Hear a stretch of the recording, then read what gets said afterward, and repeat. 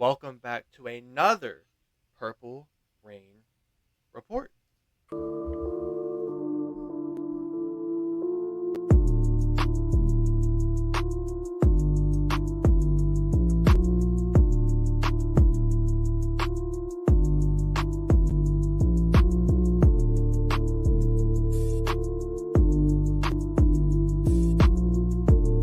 Yes, welcome back to a nice Friday edition of a Purple Rain Report with the Purple Rain Podcast. First and foremost, happy Valentine's Day to those who are celebrating it. Even if you're not, happy Valentine's Day to you. Thank you all for spending your Friday evening, Saturday morning, whatever your time you're watching with us. You can follow us on Instagram at the Purple Rain Podcast. You follow this guy right here on Instagram or on X at Sutton Def. Follow me on Instagram at simplyas10.prod or on X at simplyas10. And most importantly, our sponsor, Manscaped. Use code PRP for 20% off your whole entire order and free international shipping. Real quick, the most recent product they sent us, I forget what the name of it. Maybe like the new lawnmower where it has like the adjustable for shaving. Yeah, yeah, Oh yeah. my gosh, unbelievable! I just went full shave here, but I was trimming and it was unreal, unfreaking real. So if you want to go in there, use code PRP, 20% off your whole order and that free national shipping. I do have to ask you though, how is your week going? First full week without football. How are you hanging Mm. in there? I'm hanging in there. I've kind of transitioned over to basketball, a little bit of NBA stuff. The Luka Doncic trade, the Jimmy Butler trade came at the perfect time. You know what I mean? All Star Weekend is this weekend.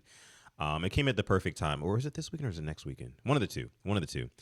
I've been following. It was this weekend. That's right. Yeah, I've been Sunday game following night. along. Yeah, exactly. I've been following along with basketball a lot more recently, and that's kind of been helping me cope with the fact that there is no more football for the next 7 months or so. So I've been doing well. I do miss the Ravens playing. People post highlights of Lamar Jackson on Twitter and Instagram and stuff like that, and I'm just kind of like, damn, I really got to wait like over 200 days to watch our team play again. And that really sucks. It really sucks. I think I speak for all Ravens fans when I say that. I mean, Lamar Jackson, I don't want to get, backtrack into the MVP talks and things like that, but like he just had such a phenomenal season. Like you look at some of the highlights over the course of last season, it's just like, damn, man, like watching this guy play football and watching this team play football really is a privilege, right? And it's something that you just don't want to take for granted. But when we're in the off season, we kind of have to kind of, you know, it sucks for lack of better words. It sucks not having any football, but I'm getting along. I'm doing well. Like you said, this Valentine's Day edition for those who celebrate of the Purple Rain podcast, aka the Purple Rain Report today, because today we want to get into a very kind of sensitive topic, right? Just sensitive topic, a very, how do we say, touchy subject, right? One about one of the most beloved players on this Baltimore Ravens roster for the greater part of the past decade, right? Mark Andrews, Ravens tight end Mark Andrews, right? A guy who, of course, had a good year, right? He started off kind of slow. He had his ups and downs, obviously, throughout the year. Started off slow in the regular season, came on strong halfway through the season, ended the season leading all tight ends in the league in touchdowns, right? Ended up having a really good year, but then in the playoffs, kind of drops the ball again, as he's kind of known to do in his career. And here we are, right? Kind of at a crossroads with this guy, Mark Andrews. And I want you guys to sound off in the chat, whoever's watching right now. This, of course, is a Purple Rain podcast, but the Purple Rain Report. So we're not live right now. But if you're watching this video, we want you to kind of sound off in the comments on what you think. What is your current assessment of Mark Andrews? Do you think that the Ravens should continue having Mark Andrews on the team, or do you think it's time for the Ravens to move on from Mark Andrews? And Alex, I really want to start, with this really quick. I saw a tweet earlier today on Twitter. This one's coming from, and we normally don't do this, right? But this is a tweet coming from a Ravens fan. His name is Jordan, and his at name is at only the Ravens, right? And this is what he says, and I quote. He says, "Let me make myself very clear when I say this. Mark Andrews is our best tight end in Ravens history currently. However, Mark Andrews is 30 years old, and he is owed $16 million this upcoming season. The Ravens will not be able to afford Andrews and likely. Trust me, I know the cap," is what he says. "Therefore, why let Andrews walk in 2026 when you can get something for him right now? Mind you, all three tight ends are free agents in 2026, that being Mark Andrews, Isaiah Likely, and then also Charlie Kolar." And again, quote, So you need to lock up the one you are keeping this offseason. This has nothing to do with a drop, has nothing to do with a fumble. None of that BS. It's just common sense that a lot of you people do not seem to have. Cool, that might be your favorite player. He was one of mine as well, he says. This is just the nature of the business. You have a young and upcoming star in number 80, Isaiah Likely. You need to make a decision, and yes, Lamar loves them both, but you have other areas on your roster that you need to pay as well. Unfortunately, there's a thing called cap that a lot of you seem to ignore. End quote.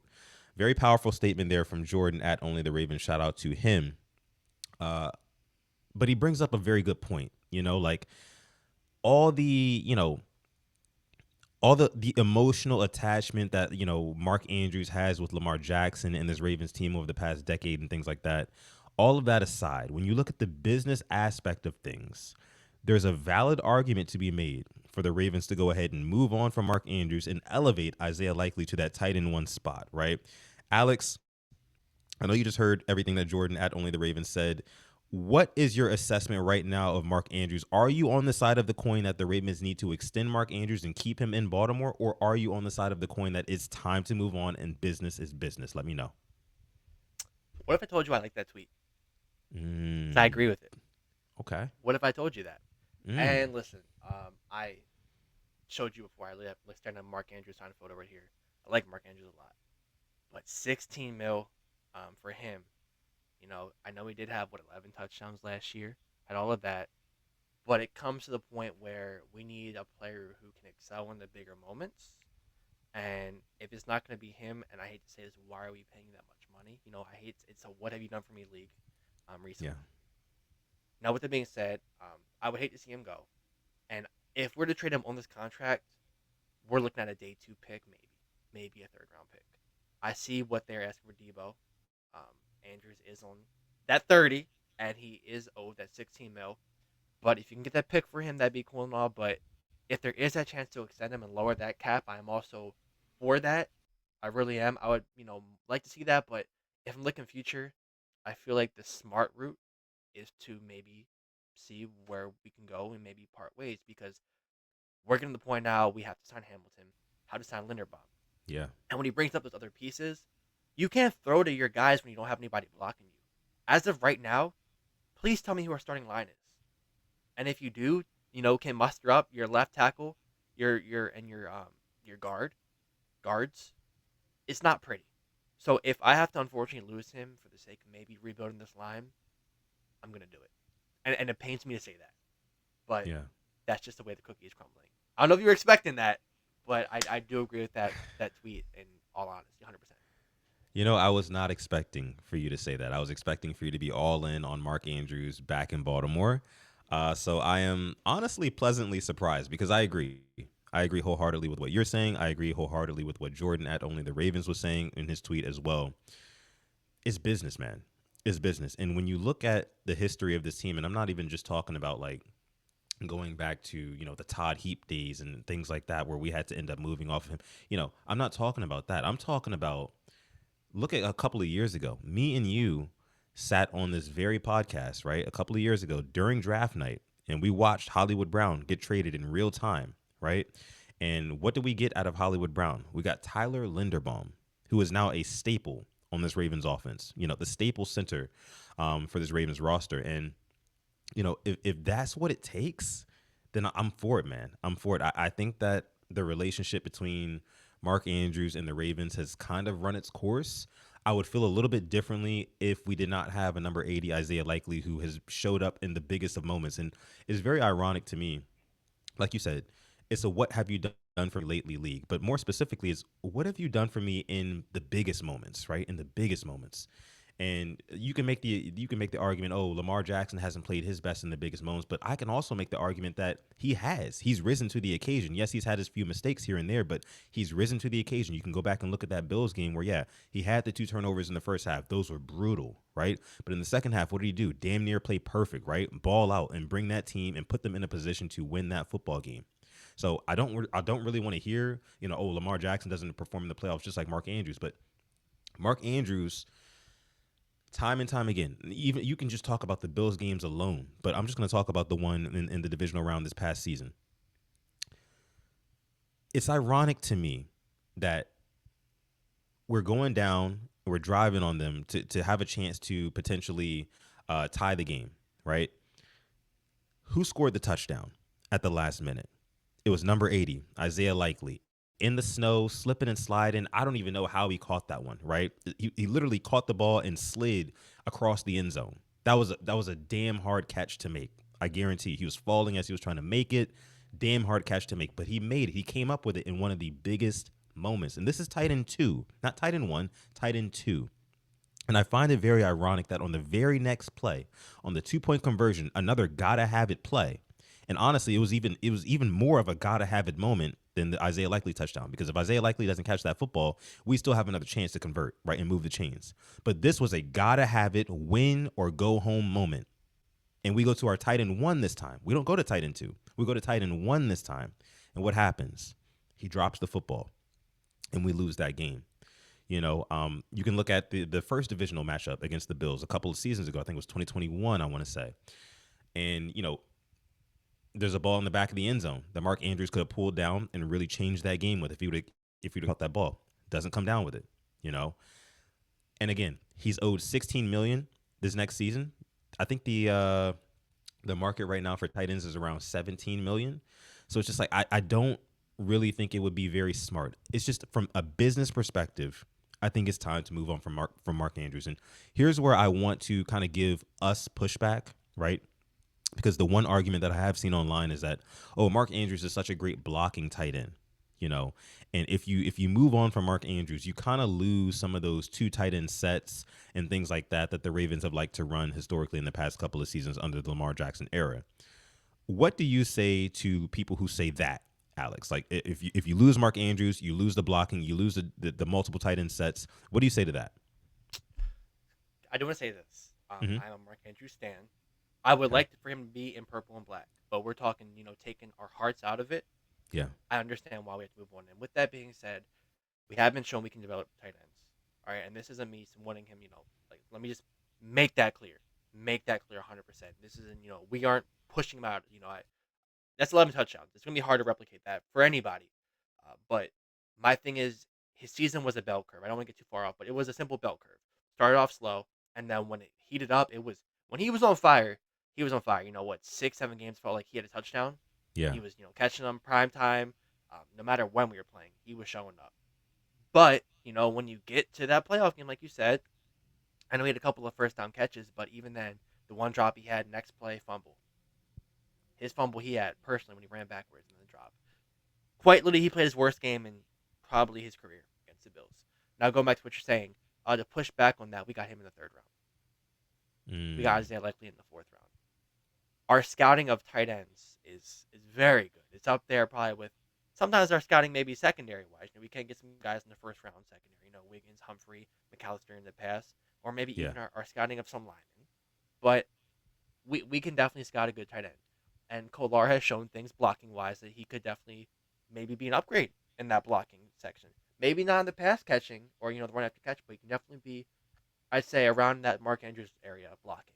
So I'll push back there that we can definitely, not saying we're gonna find 11 touchdown guys first year, but the blocking thing we can definitely we may have that on this team, but we can find the next not say best thing, but a damn good tight end I think in the draft if it were to Yeah. present itself.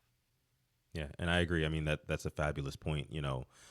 We have been able to draft and develop tight ends almost like no other team in the league, to be honest with you. And that's a skill that we have in that front office. GM Eric DeCosta and of course Ozzie Newsome is still working behind the scenes as well. They've been very very good at, like you said, scouting tight ends. So with all that being said, and then also you pile on top of that, I saw a stat earlier today, Alex. I saw Lamar Jackson is actually 8-0 without Mark Andrews playing. That is, I think that speaks volumes. If you ask somebody who's an outsider of the Ravens, if you ask them and you say, "Hey, look, if you took Mark Andrews off of the Ravens, how good are they?" They probably say, "Oh, they take a step back." So it's just for me, it's kind of like a naive perspective to think that like the Ravens absolutely positively need Mark Andrews in the fold in order to be successful because it's literally proven. The proof is in the pudding that Lamar Jackson without Mark Andrews is still very, very productive. He has not lost a game when Mark Andrews has not been on the field. And again, we're not saying this. Alex and I are not saying this to say that we don't like Mark Andrews as a player. We don't like him, but just from a business perspective, from a Super Bowl window perspective, right? It would behoove the Ravens to move off of Mark Andrews this offseason, before his contract completely expires, right? Get something for him, whether that be a day three pick or whatever it is, I think it's time. I think it's time to pull the trigger on that. But the problem is there is sort of like this emotional connection between the Ravens and Mark Andrews. There's an emotional connection between Lamar Jackson and Mark Andrews. But again, when we talk about these emotional connections and these ties that we have, you have to reference the Hollywood trade again. And I know Hollywood's a little bit different because he kind of forced his way out of Baltimore. That's so it's a little bit different there. But at the same time, that was Lamar's guy. That was Lamar's guy. And Mark Andrews is the same way. And it would be very unfortunate for the Ravens. Let's just say, hypothetically speaking, the Ravens do end up moving off of Mark Andrews, and the Ravens go on a generational run next season, and they end up winning the Super Bowl. Hypothetically speaking, again, it would be a little bit sad that Mark Andrews would not be a part of that, that sort of situation. But at the end of the day, this is not it's the no friends league, the NFL. I mean, it's a business. It's a business, right? And the Ravens are they're a business. So I think that if we're having a very honest sit down conversation about Mark Andrews right here, right now, for all of you guys listening right now, we think it's time to move off of Mark Andrews, and it hurts to say because he's been so good for us. Even this past season was so good for us. Like Alex said, 6 or 7 games straight, it seemed like he had a touchdown in every single one of those games.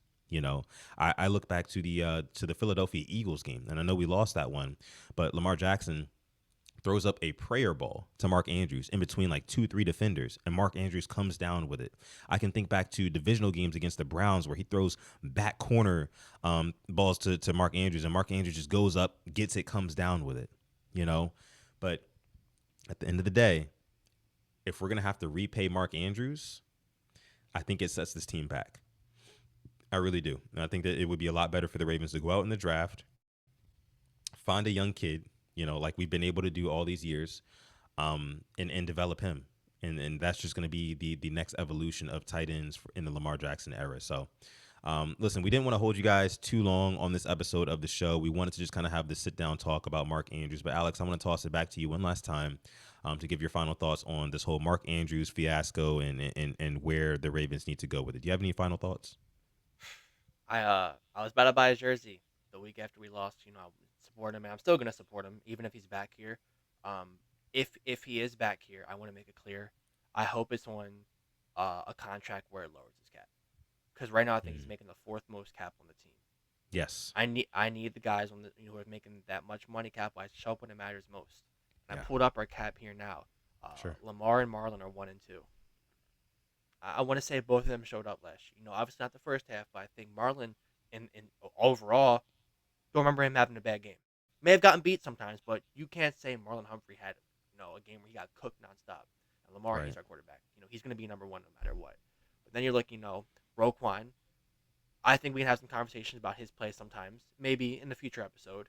Then it's Yeah. Mark Andrews, and when you think of him right now, you're thinking of that drop. Everybody's thinking about that drop. So if we don't extend him and lower that cap, I do think the right move is to part ways, just for our window as well. I'd love to see him and likely have another year together and see how good they could be.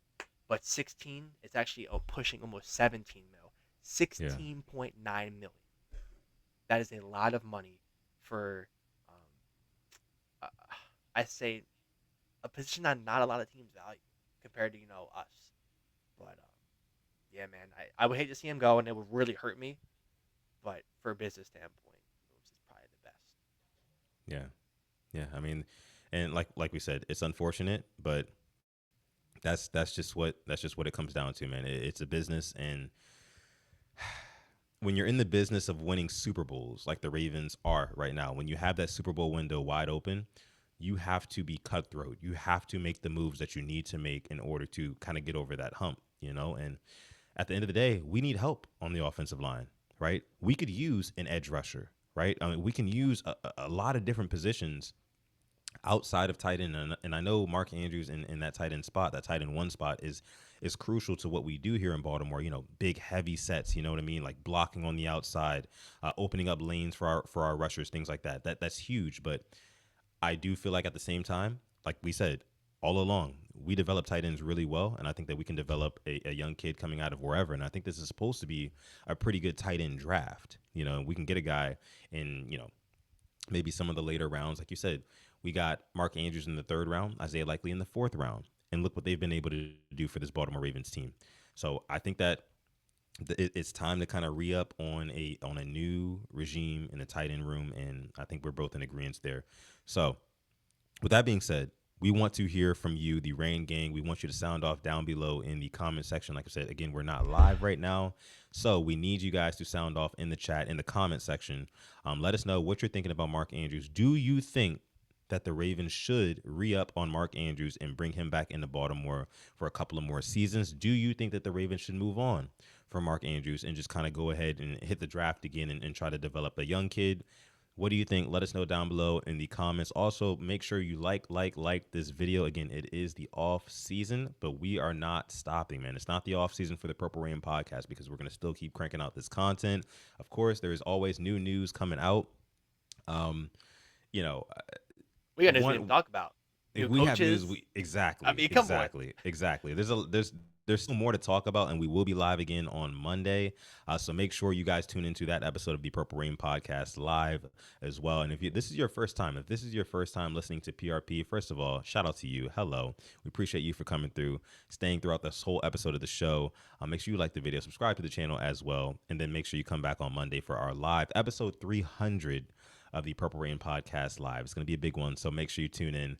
But with that being said, like my guy Alex said, you can go on manscaped.com. That's our sponsor. Manscaped.com. Use our code PRP at checkout. You're going to save 20% off, plus the free international shipping. So wherever you live in this world, right? Wherever you live on earth, right? You're going to get free shipping courtesy of Manscaped and the Purple Rain podcast as long as you put in our code PRP at checkout.